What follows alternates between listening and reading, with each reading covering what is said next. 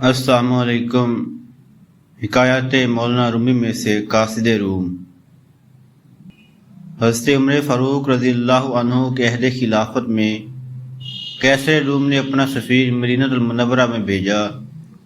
قاصد نے دارالخلافہ اسلامیہ مدینہ المنورہ میں پہنچ کر لوگوں سے خلیفہ وقت کے محل کا پوچھا کہ وہ کہاں ہے تاکہ میں اپنا مال و اسباب وہاں تک پہنچاؤں۔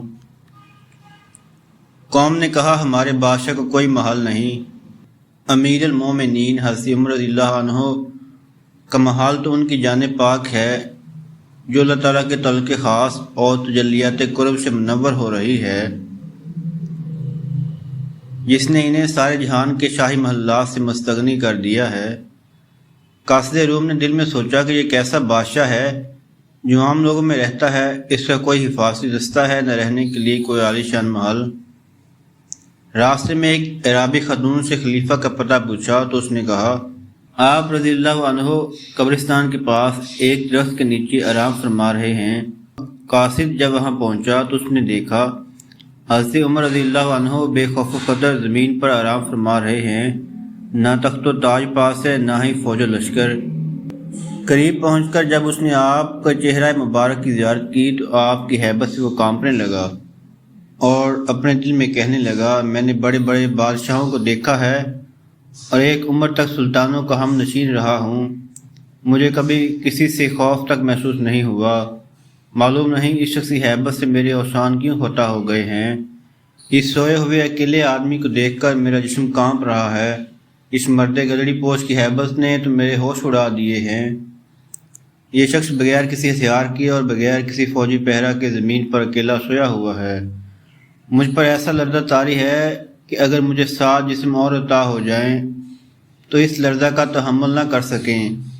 پھر وہ دل میں سوچنے لگا یہ رعب و ہیبت اس گدڑی پوش کا نہیں ہے، دراصل یہ اللہ کی ہیبت ہے، کیونکہ اس گدڑی پوش بادشاہ کا قلب اللہ کے قرب اور میت خاصہ سے مشرف ہے، بس یہ اسی میت حق کا رعب و جلال ہے جو اس مرد حق کے چہرہ سے نمایاں ہو رہا ہے۔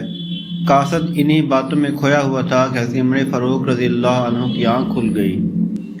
سفیر روم نے آگے بڑھ کر بڑے ادب کے ساتھ آپ رضی اللہ عنہ کو سلام کیا۔ آپ نے نہایت شفقت سے سلام کا جواب دیا، سفیر کو اپنے پاس بٹھا کر تسلی دی اور قیصر روم کا پیغام وغیرہ لینے کے بعد آپ رضی اللہ عنہ دیر تک اس کے ساتھ معرفت کی باتیں کرتے رہے۔ قاصد روم کو آپ رضی اللہ عنہ کی اخلاق حسنہ اور سادگی سے اس قدر متاثر ہوا کہ اس کے دل سے کفر و شرک کا زنگ دور ہو گیا۔ یہ قاصد حضرت عمر رضی اللہ عنہ کی صحبت کے فیض سے مشرف با اسلام ہو کر باطن دولت سے مالا مال ہو گیا۔ مولانا روم رحمۃ اللہ علیہ فرماتے ہیں جو خدا سے ڈرتا ہے اور تقوی اختیار کرتا ہے اس سے جن اور انسان سب ڈرتے ہیں، اور جو بھی اس کی طرف دیکھے گا اس پر اس مرد حق کی ہیبت غالب ہوگی۔ نگاہ ولی میں وہ تاثیر دیکھی، بدلتی ہزاروں کی تقدیر دیکھی۔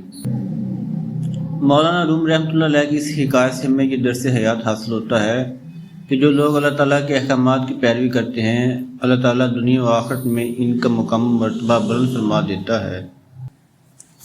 تمام نئے آنے والے دوست سے گزارش ہے کہ چینل کو سبسکرائب کریں اور بیل آئیکن کو ضرور پریس کریں۔ شکریہ۔